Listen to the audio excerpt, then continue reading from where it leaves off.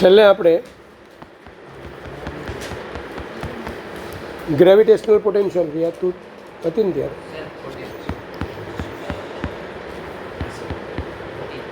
બધા ઇક્વેશન જરા એક વખત જોઈ લો. એમ માસનો ઓબ્જેક્ટ હોય, એનાથી આર ડિસ્ટન્સ છે, phi or V minus GM upon. Gravitational potential એટલે શું? તો કે ભાઈ ઇન્ફાઇનાઇટ ડિસ્ટન્સથી યુનિટ માસ એટલે 1 kgના ઓબ્જેક્ટને આ પી પોઈન્ટ પાસે લાવવા માટેનું વર્ક કોની અગેન્સ્ટમાં કરવું પડે? ગ્રેવિટીની અગેન્સ્ટમાં. કારણ કે ગ્રેવિટી તો એને ખેંચી લઈ, પણ આપણે એને ધીમે ધીમે લાવવાનું. પછી આપણે શું ભણતા હતા? શેલ. શેલ એટલે પોલો ગોળો, હે ને? સારું, ચાલો. આમાં શું હતું? ઇનસાઇડ ફિલ્ડ એટલે ક્ષેત્ર 0 હતું, આઉટસાઇડ 0 નહોતું. એટલે આપણે એમ કીધેલું કે ભાઈ જો આર ડિસ્ટન્સ બહારનું હોય તો ફાઈ ઓર વી, હા, પણ જો ઇનસાઇડ તમે લો, ઇનસાઇડ તો પહેલાં સરફેસ આપણે લીધેલી r is equal to r માટે શું આવતું હતું? ફાઈ અથવા ફાઈ સરફેસ માટે માઇનસ જીએમ અપોન. અને ઇનસાઇડ તો ઇનસાઇડ પણ આવું જ આવશે ને, કેપિટલ આર આવે અહીંયા. તો phi of r, v of R,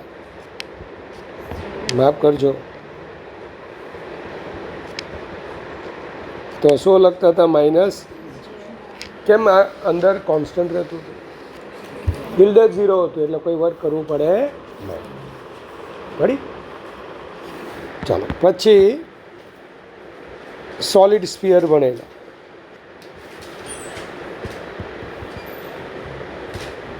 એટલે ભક્તને હું ભૂલી ગયો. એ લોકો હતા ત્યાં નીચે, સૌમ્ય એન્ડ ગેંગ. ચાલો, સોલિડ સ્ફિયર. હા, નથી જાય બધા. હવે તો 8 વાગ્યાનું નહીં કહેતો ભાઈ, ઘરે ગઈને નાહી ધોઈને ખાઈને જાઓ. હવે સ્મોલ આર આઉટસાઇડ માટે આપણે શું ભણેલા? Minus GM upon small r. અને આર લેસ દેન, એટલે મેં એમ કીધું કે સરફેસવાળું ઇક્વેશન હોય ને, જેના ઇનસાઇડ અને આઉટસાઇડ બંને ઇક્વેશન આવતા હોય ને, એનું સરફેસવાળું ઇક્વેશન બંનેમાં કોમન જ. એટલે આમાં આપણે એવું ભણેલા હતા, minus GM upon 2r 3 minus r square by r. બે હતી તો આમાંનું હતું. આમાં હતી. આમાં શું મેં કીધેલું હતું કે આઉટસાઇડનો પોઈન્ટ હોય ને, તો આપણે બધા માસને ક્યાં ગણી લેવાનું? સેન્ટર. પેલા પોઈન્ટ માસવાળું હોય ને, બિંદુ દળવાળું, એનું જે ઇક્વેશન આવે તે જ આનું પણ આવે. પણ જો ઇનસાઇડ હોય ને, ઇનસાઇડ, તો v of r or phi of small r, તો એનું ઇક્વેશન આવશે minus GM upon 2r 3 r square minus capital r. આ રીતે આનું ઇક્વેશન લર્ન જ કરવાનું છે આપણે. આની કોઈ પ્રૂફ નથી, ઇવન 12thમાં નથી આપી, આ લોકોની નથી આપી. કારણ કે એની પ્રૂફની તમે જેટલી બળતરા કરો ને એટલામાં ઇક્વેશન મોડે થઈ જાય. બીજું એટ સેન્ટર. તો સેન્ટર માટે શું આવે? સ્મોલ આર 0 કરો તો વી સેન્ટર માઇનસ જી 2r. એટલે સરફેસ માટે આપણે લેતા હતા. જો સરફેસ માટે બંનેમાં સેમ જ આવે, r is equal to r મૂકશો ને, કેપિટલ આર, તો આ minus G capital M upon r. અને અહીંયા શું આવશે? એ જ આવશે ને બેઠું તો વી સરફેસ બોલતો -GM અપોન કેપિટલ એટલે પછી મેં આવું ભણાવ્યું 3/2 વી સરફેસ.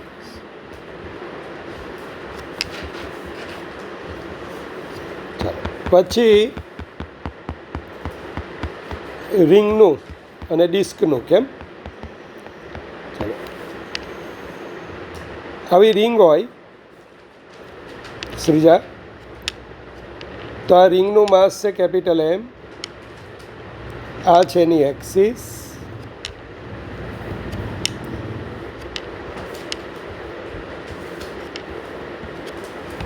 ચાલો જો એક્સિસ હોય તો અહીંયા એક્સ ડિસ્ટન્સે કેટલું આવશે બોલો પોટેન્શિયલ. તો મેં એમ કીધેલું કે આખું માસ જે છે ને એ અહીંયાથી કેટલો ડિસ્ટન્સે આવેલું હોય √r² + x². જો આની રેડિયસ r હોય તો અહીંયા બોલો પોટેન્શિયલ આવશે તમારું -GM અપોન સ્મોલ r, અને સ્મોલ r એટલે r² + x². અને પછી જે ડિસ્ક હતી ડિસ્ક વધેર બોલતો ડિસ્ક માટે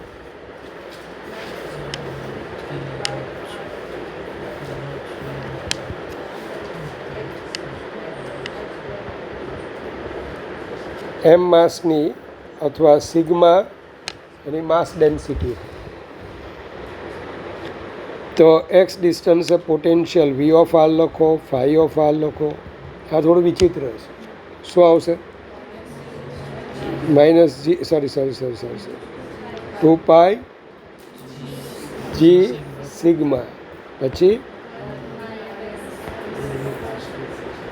1 માઇનસ થોડું આવે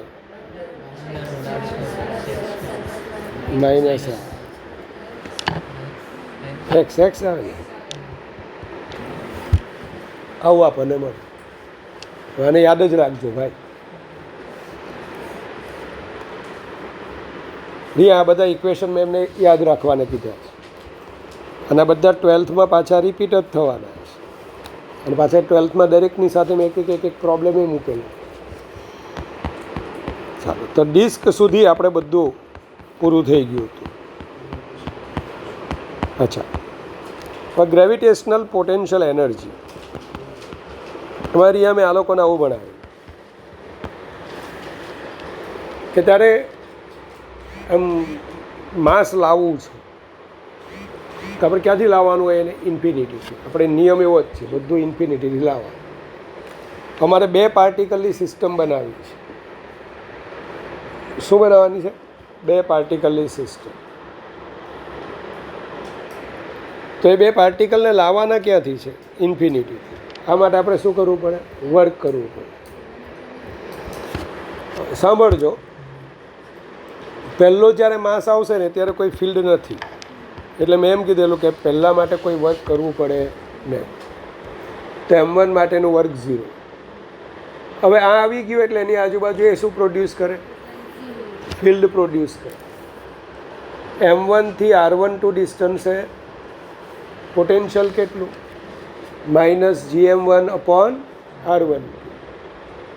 અરે યાર M1 થી R12 ડિસ્ટન્સે પોટેન્શિયલ તો M માસથી R ડિસ્ટન્સે પોટેન્શિયલ શું લખ્યું આપણે -GM અપોન R. ધીમે ધીમે હાથ વગાડવાનો હતો યાર. હા હા કેમ શું કરશે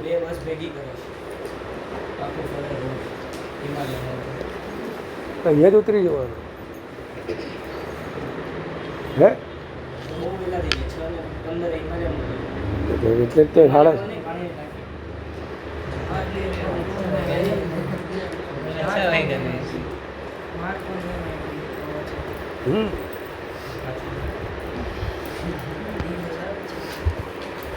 કે ડ્રાઈવર તો વિચિત્ર જ છે. ચાલો કંઈ નહીં એને રિવિઝન જ કરાવતો છું. ચાલો ભાઈ, જ્યારે M2 માસ આવે ને M2 માસ, તો પહેલાં તો M1 ને લીધે બોલો R12 ડિસ્ટન્સ છે, potential minus GM1 upon R12, M માસથી R ડિસ્ટન્સ છે, પોટેન્શિયલ આવવા. પોટેન્શિયલનો મતલબ શું થાય? 1 kg ને અહીંયા લાવવું હોય ને તો આટલું વર્ક કરવું પડે. આપણે કોને લાવ્યા? M2 ને લાવ્યા. એટલે આપણે અહીંયા કોને લાવ્યા? M2 ને.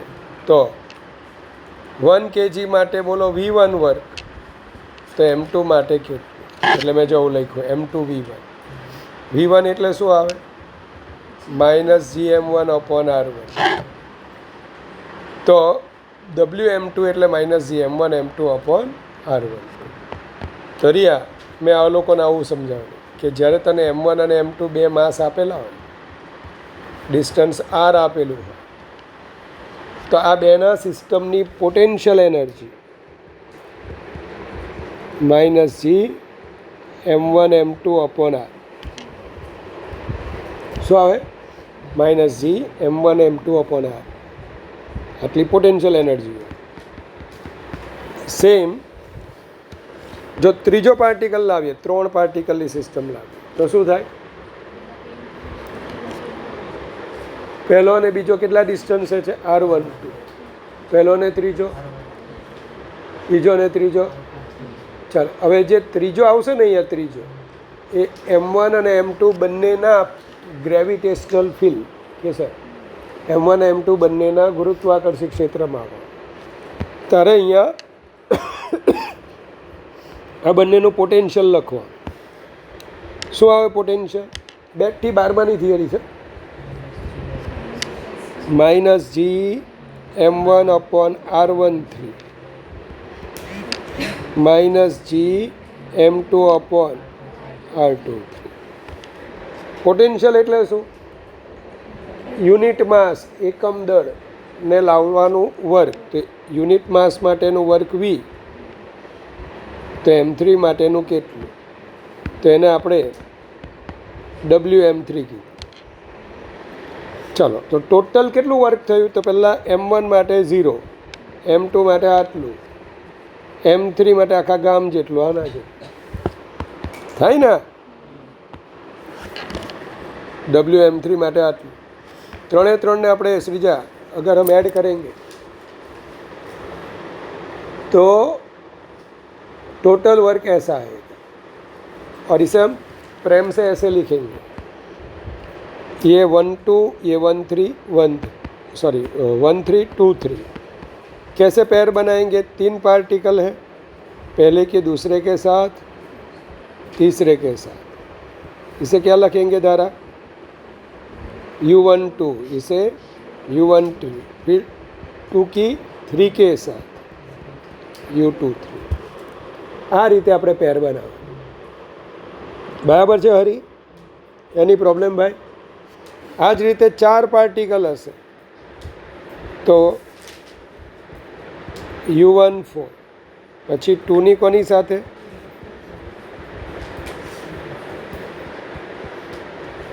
અને 3ની 4 સાથે.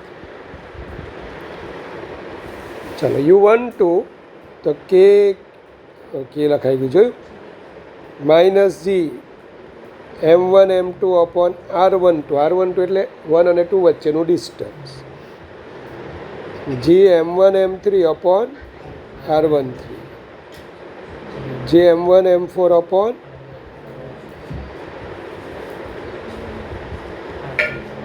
M2 M3 R23,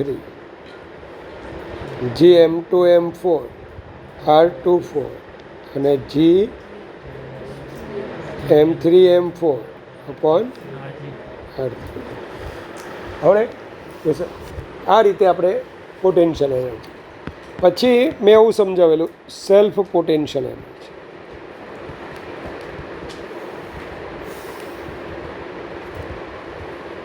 ભાઈ ગરમી લાગતી એસી કરજો. કરેલું જ છે. હીટર ચાલુ કર્યું.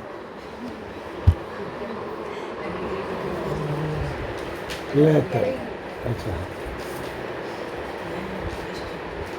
એસી ચાલુ કર્યું કે હીટર ચાલુ કર્યું? જો મને જ ચાલુ કર્યું. જસ્ટ આમાં ઠંડુ થઈ જવું જોઈએ.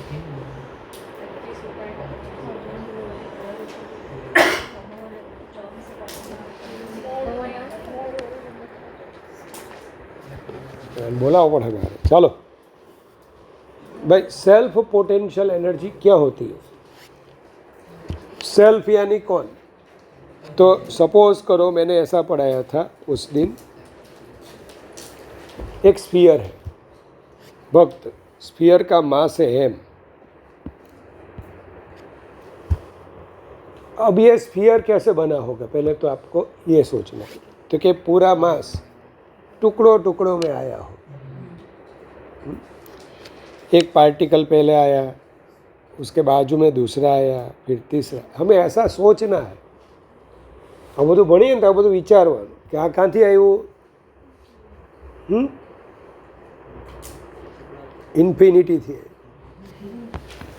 કેમ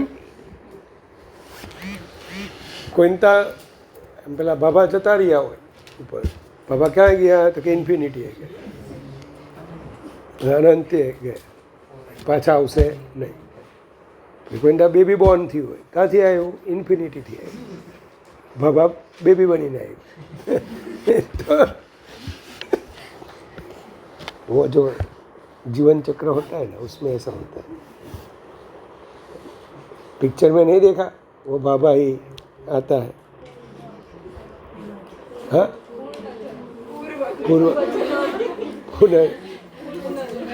पुनर्जन्म, बराबर. तो बस ऐसा ही. तो ये अगर बनाना है आपको क्या, ये होलोस्फीयर,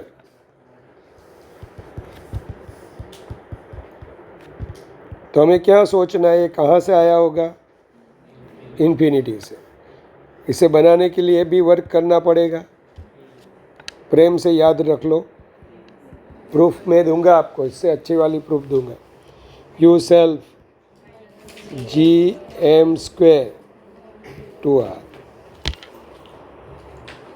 રે આને આપણે છે ને 5-6 વખત મોડ કરીશું ને એમાં મોડે જ થઈ જશે. આ બધા બહુ ઇઝી ચેપ્ટર છે. અને બી હોલોસ્ફિયર પછી આવે હવે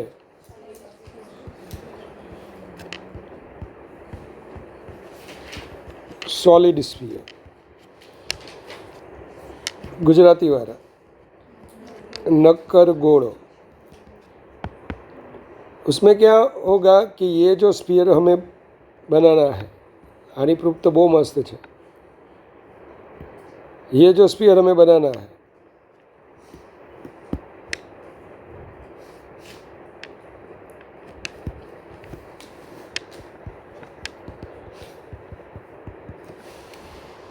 रिमोट ला आमा हूँ खबर मोड को ये चेंज कर नाखे. इच्छा ज नहीं है, खाली फैन चालता है.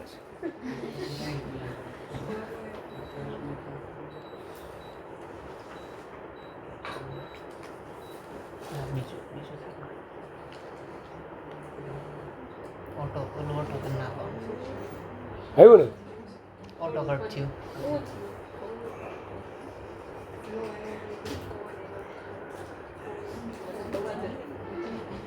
હવે આવ્યું, જો આવ્યું ને. લો છે સર. કયું? હા કેમ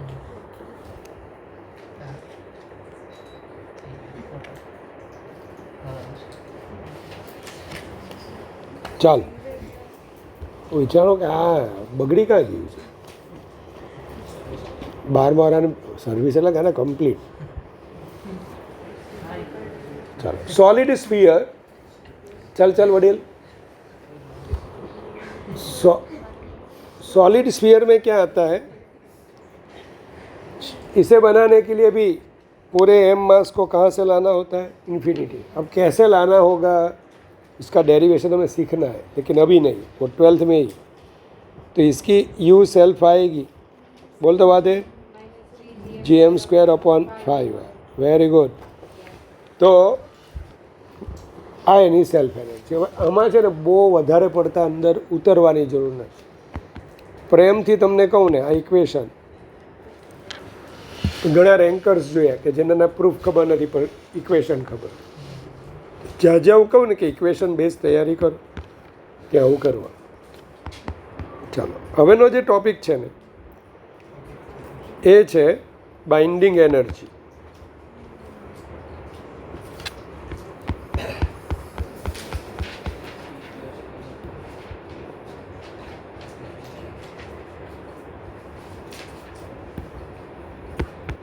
ચાલો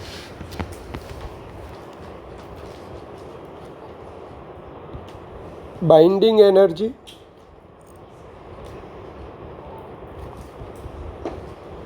બંધન ઉર્જા, escape energy,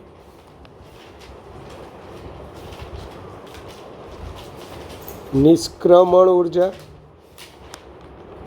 and escape speed.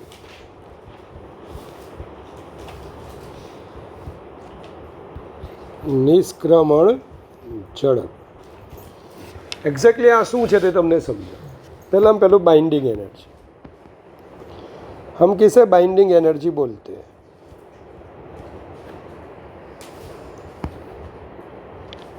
तो binding energy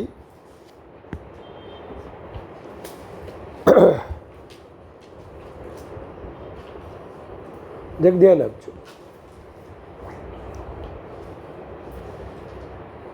binding energy, escape energy અને એસ્કેપ સ્પીડ આવું તમને કીધું. તો તમારે એક ઇમેજિન કરવાનું છે કે આપણી આ અર્થ છે ને, અર્થની સરફેસ પર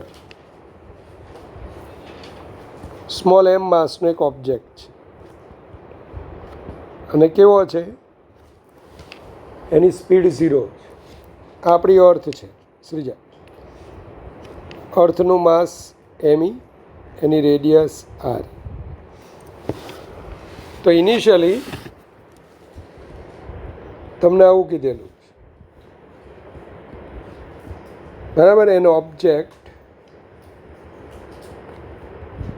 is stationary on surface of earth. ગુજરાતીવાળા પૃથ્વીની સપાટી પર એક સ્ટેશનરી એટલે કે સ્થિર પદાર્થ રહેલો છે. તો આની ટોટલ એનર્જી શોધવાની છે. Total energy means what? Kinetic energy plus potential. પણ દિશામાં કાઇનેટિક તો 0 છે અને પોટેન્શિયલ તું લઈશ ને, अरे यार -GMEM अपॉन आर. कैसे आया ये? नहीं समझाते હોય તો હું સમજાવી દઉં. પોટેન્શિયલ એનર્જી એટલે મેં એવું કીધું કે ભાઈ યુનિટ માસ માટેનું વર્ક એટલે પોટેન્શિયલ કહેવાય. તો એમ માસ માટેનું વર્ક એટલે એને શું કહેવાય? Potential energy. ભણાવેલું આવું મેં. યુનિટ માસ એટલે 1 kg માસ માટેનું જે વર્ક હોય ક્યાંથી લાવવાનું? ઇન્ફિનિટીથી. તો એને પોટેન્શિયલ કહેવાય. તો એમ માસ માટેના વર્કને શું કહેવાય? દ્વારા પોટેન્શિયલ એનર્જી. હવે આ સ્ફિયર છે, સ્ફિયરની સરફેસ પર